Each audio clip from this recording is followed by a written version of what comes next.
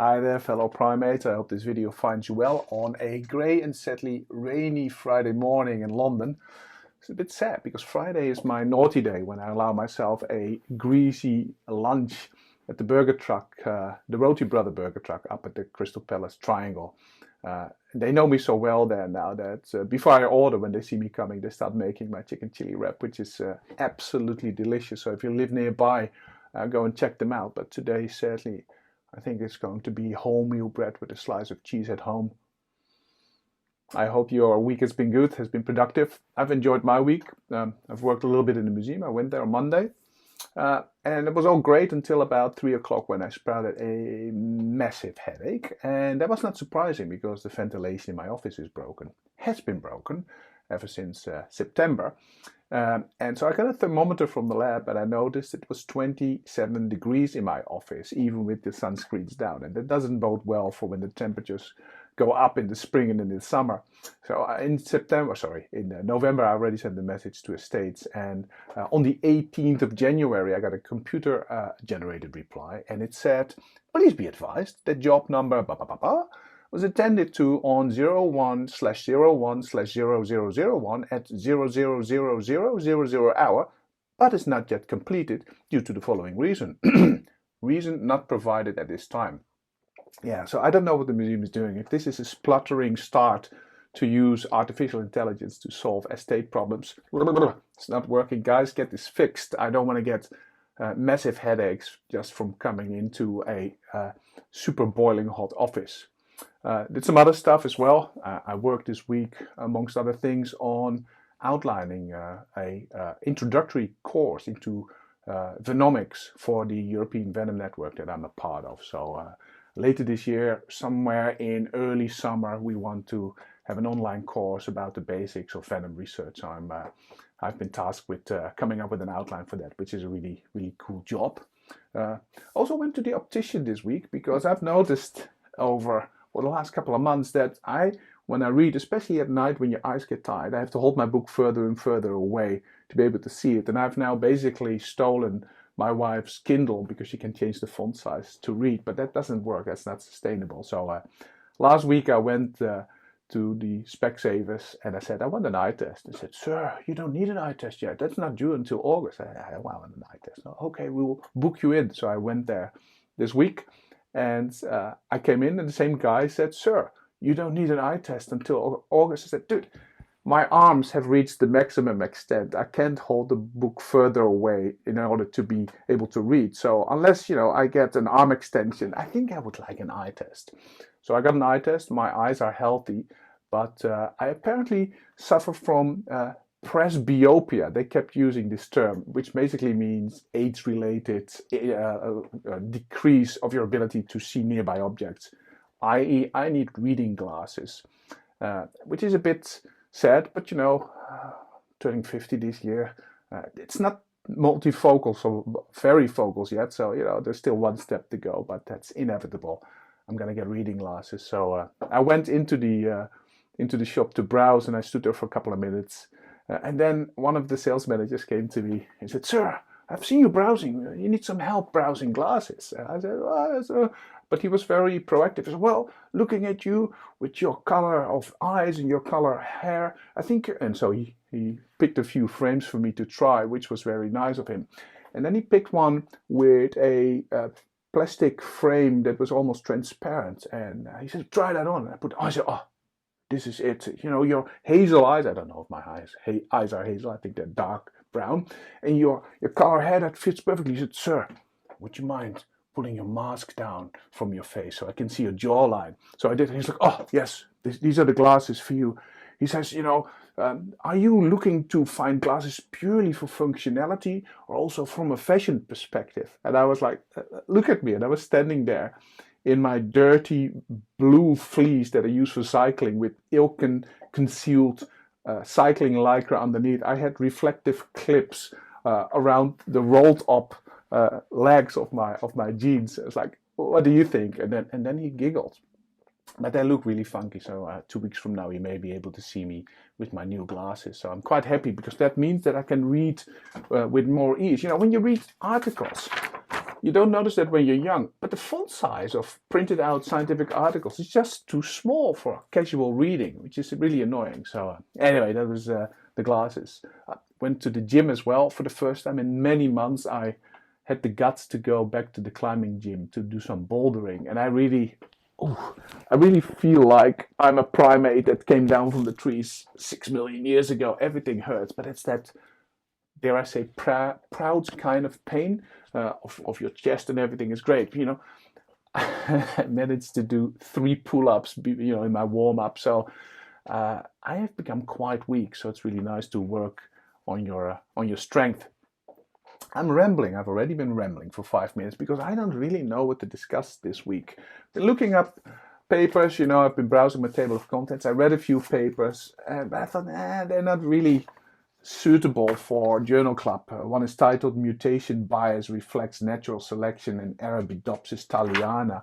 This is a paper that got a lot of attention in the media because it shows that if you look at the mutations in this little plant, they don't occur random with respect to where they happen, which is contradicting a basic tenet of evolutionary theory. But to explain this fully would take an inordinate amount of time, and maybe the viewers wouldn't find it that interesting, although theoretically important. Read another paper from about the history of biology about the first Brazilian PhD thesis that was about evolution, and that referred to Ernst Haeckel's work, and it misinterpreted Haeckel. At least the authors did, not the author of the thesis in the 1800s, but the authors of this paper. But I thought, in order to set that up properly, I will have to tell you more about Ernst Haeckel than you ever want to know. So maybe I will postpone that until my book is published, because after all, I talk about Ernst Haeckel in that book a lot. And another paper which came out in Nature, Ecology and Evolution, which is titled "Colonial History and Global Economics Distort Our Understanding of Deep Time Biodiversity." And this is a paper in a tension field. This is about the long, dirty, everlasting echo of colonialism in the practice of contemporary science. And no doubt there's a lot of problems still there.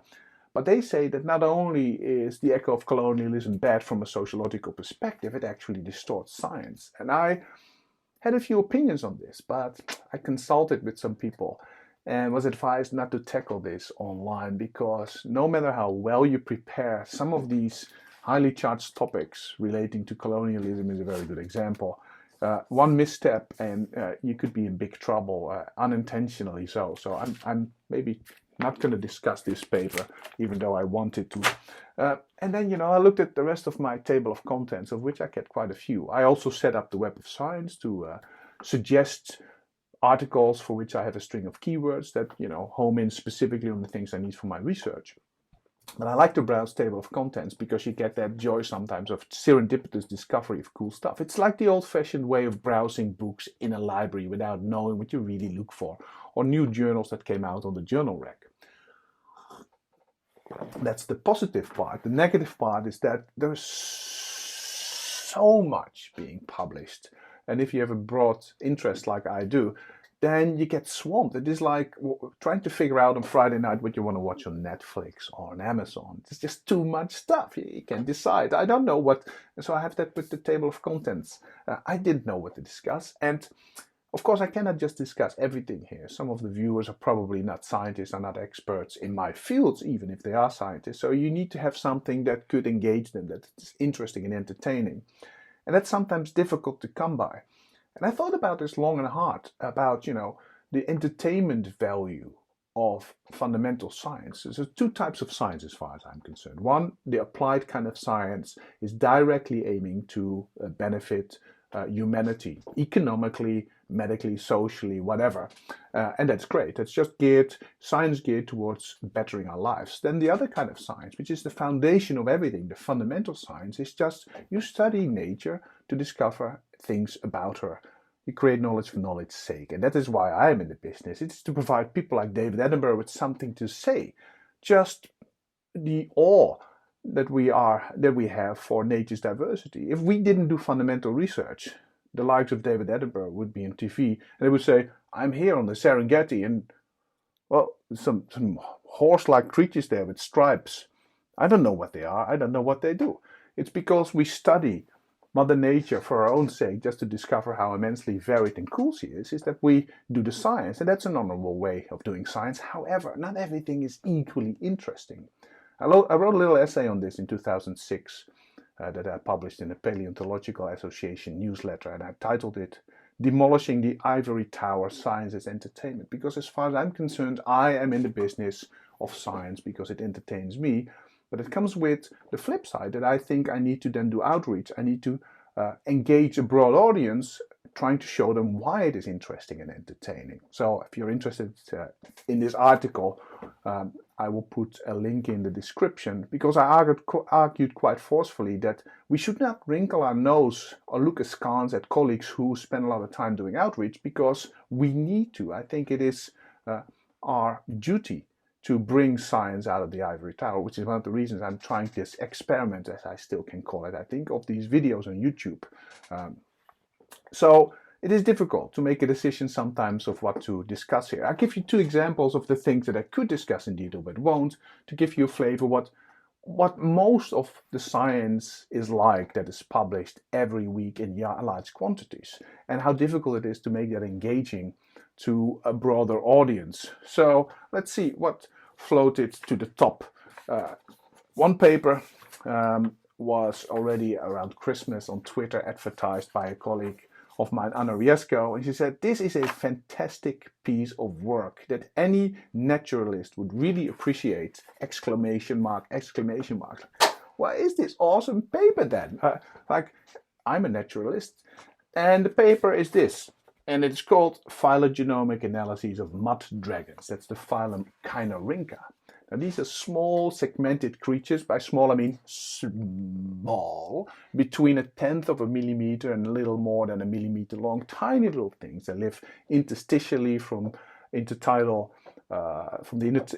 zone to the abyssal depths of the oceans. But most people, most zoologists, most invertebrate zoologists even, would never have seen one. I think I saw one once when I did an invertebrate course at Friday Harbor Marine Laboratories on the west coast of America, which is really cool.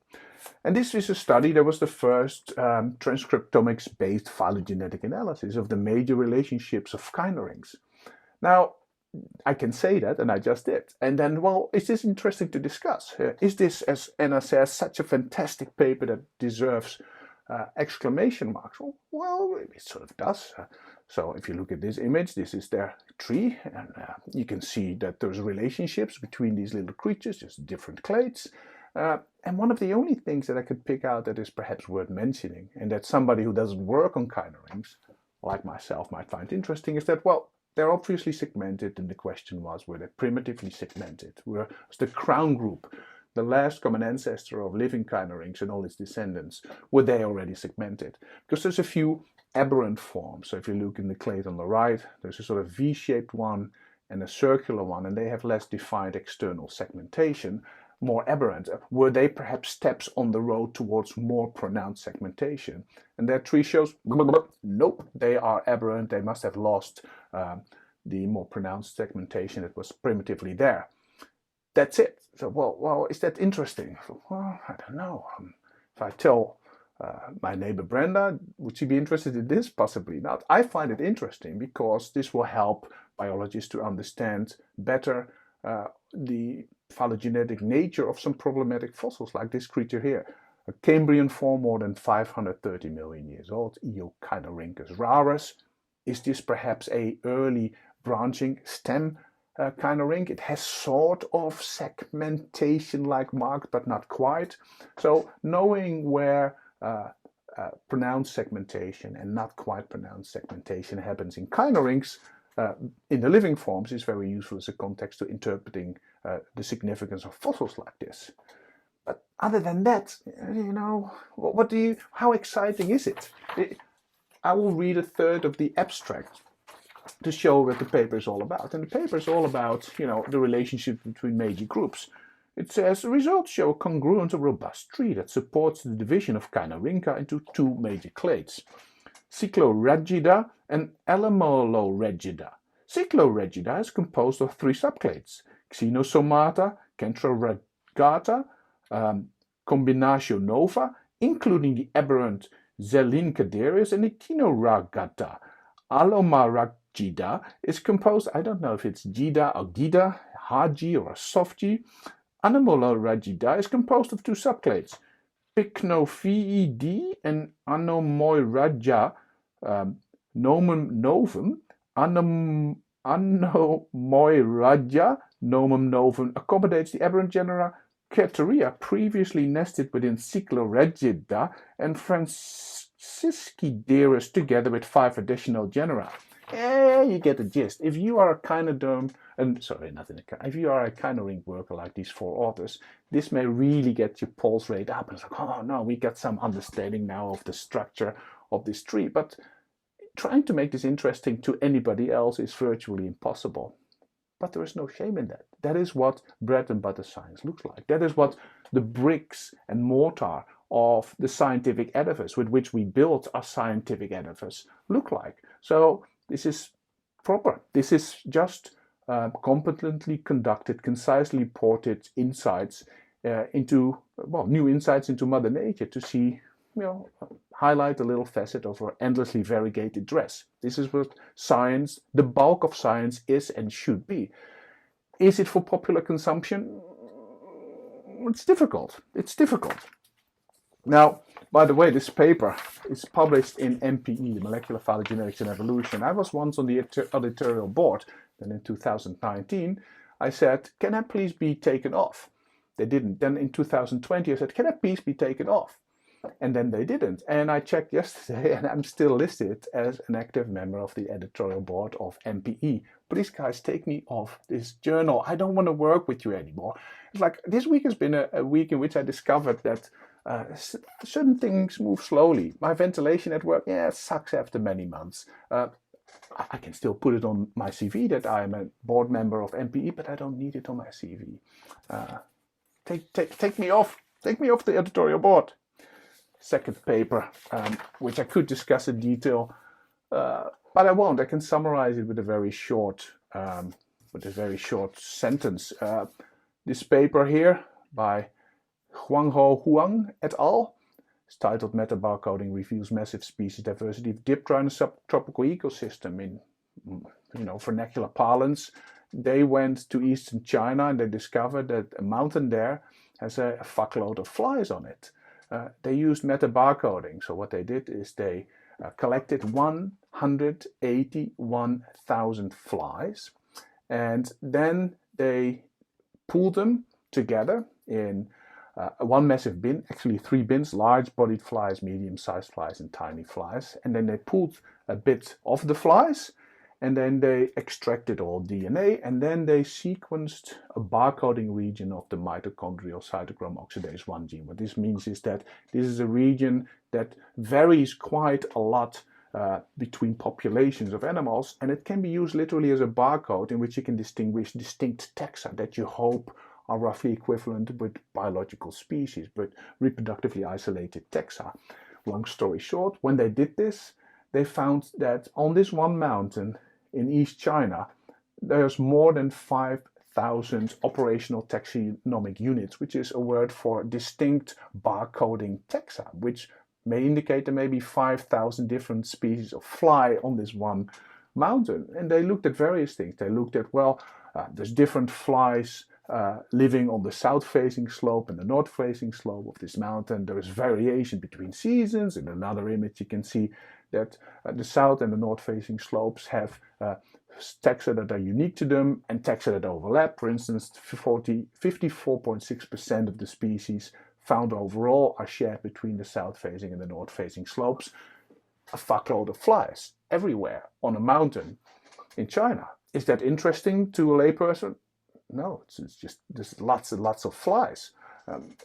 Is it interesting for science? Well, yes, because this kind of approach, metabarcoding, without needing the taxonomic expertise, which sadly is getting more and more rare about flies, you can have a gross estimate of the species diversity of a group like flies, and then you can use that very efficiently, very effectively for environmental monitoring purposes. And we all have read about alarming reports about insect declines worldwide. So this is part of a toolkit that we can use to address questions like this. So very important scientifically, not very entertaining, not very interesting for non-specialists to read, other than, yeah, there's a lot of flies there.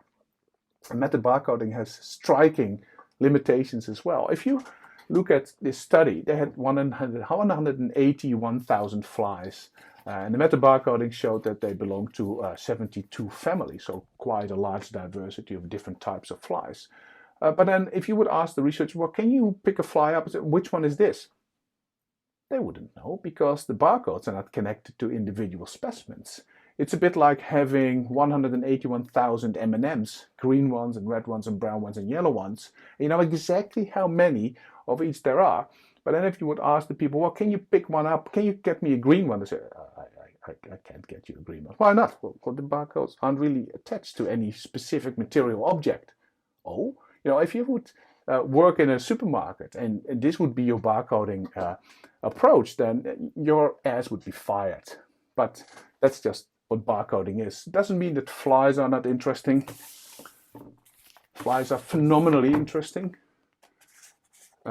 Check these books out by my museum colleague Erica McAllister. She's written 2 fantastic books about flies. And you can see that even flies, if you never thought more about flies than, oh man, in my house I don't want them, they are fantastically interesting creatures. Any bit of their biology is interesting, including a really funky chapter about sexual competition, males competing for access to females so they can create the next generation. On this topic, also in the news this week, something about my own country, the Netherlands. The Guardian reports that the Netherlands fertility doctor, a Dutch gynecologist, donated his own sperm to father 21 children that we know of, and probably dozens more, or so the hospital where he worked says. So in the 70s and 80s, when in vitro fertilization was just becoming popular and available, parents went to this hospital in the Netherlands and they were assured that their eggs would be fertilized with sperm from a random donator, and that was fine. Turns out that Dr. Jos Beek thought, well, I've got sperm and I'm a doctor and I really want to help people, so I'm going to use my own sperm. Now in the media this is described as a scandal and as shocking, but is it really? I mean, do you think that Jos Beek, the gynecologist, sat down with these prospective parents and said, well, you know, sperm is available, I'm a doctor, I'm highly educated, I'm here now, you can use my sperm? Do you think that a conversation happened and that the parents said, no, we want random sperm, we don't care? It could be somebody who dropped out of high school, who works in a car wash, it could be a guy who runs a petting zoo, it could be a porn actor. We don't really mind, just a random donor is fine for our child's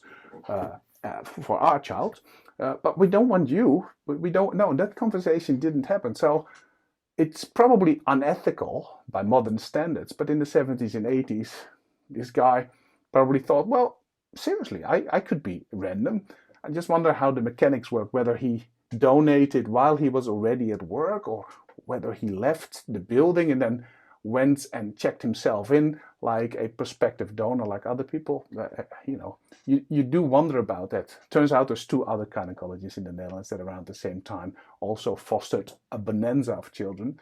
So it seemed to be quite common at the time. That's quite funny. Anyway, I've been ranting enough already, 23 minutes. Next week, who invented the accordion and why the fuck did he do that? I hope that you have a good weekend. If you like this, like it, sign up for alerts, and I hope to see you next week. Bye bye.